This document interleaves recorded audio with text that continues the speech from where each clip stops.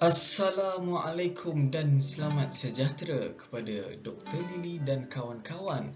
Saya wakil daripada kumpulan 10 dengan tajuk projek kami iaitu jumlah penduduk bekerja mengikut taraf perkahwinan di Malaysia pada tahun 2010 sehingga 2019.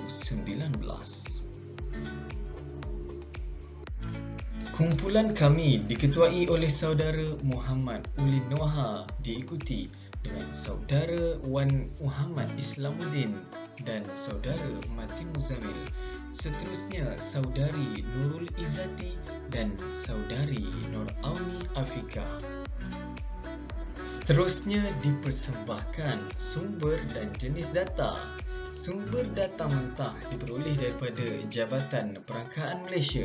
Jenis data yang digunakan adalah data sekunder dan data berstruktur dalam bentuk kuantitatif iaitu jumlah penduduk bekerja mengikut taraf perkahwinan di Malaysia pada tahun 2010 sehingga 2019. Seterusnya, metodologi analisis data terbahagi kepada dua iaitu analisis deskriptif berangka di mana kami menggunakan kaedah mendapatkan min, peratusan dan sisihan piawai. Kedua, analisis deskriptif bergraf.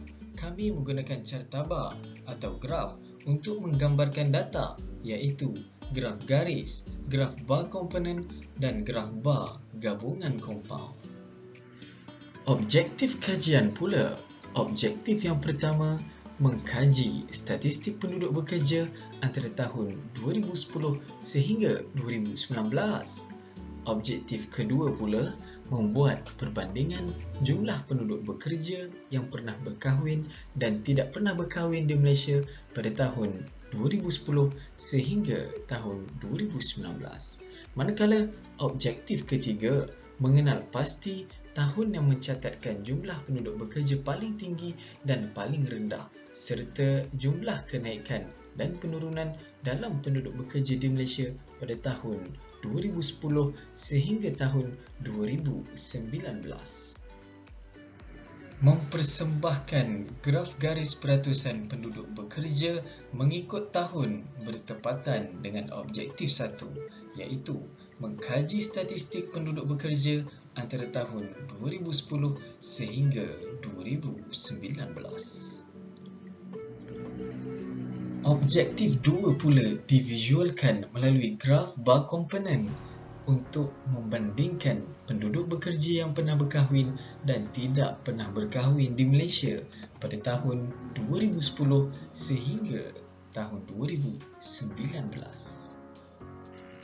Bagi objektif ketiga, mengenal pasti tahun yang mencatatkan jumlah penduduk bekerja paling tinggi dan paling rendah serta jumlah kenaikan dan penurunan dalam penduduk bekerja di Malaysia pada tahun 2010 sehingga tahun 2019.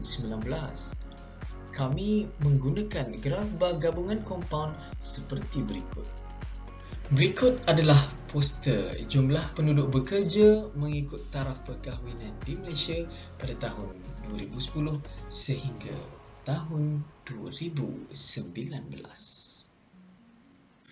Lampiran laporan 1 disediakan oleh saudari Auni Afika. Lampiran laporan kedua pula disediakan oleh saudari Nurul Izzati. Manakala lampiran laporan ketiga pula disediakan oleh saudara Ulin Noha.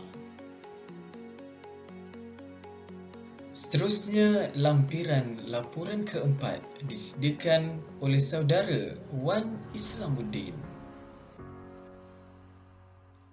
Yang terakhir, lampiran laporan 5 disediakan oleh saya sendiri, Mati Muzamil bin Muhammad Yaakob. Berikut adalah rundingan bersama Dr. Lily Hani Farizan. Jadi, sekian sahaja daripada kumpulan kami. Jika ada sumur di ladang, boleh kita menumpang mandi. Kalau ada umuran panjang, insya-Allah berjumpa lagi. Sekian, Assalamualaikum.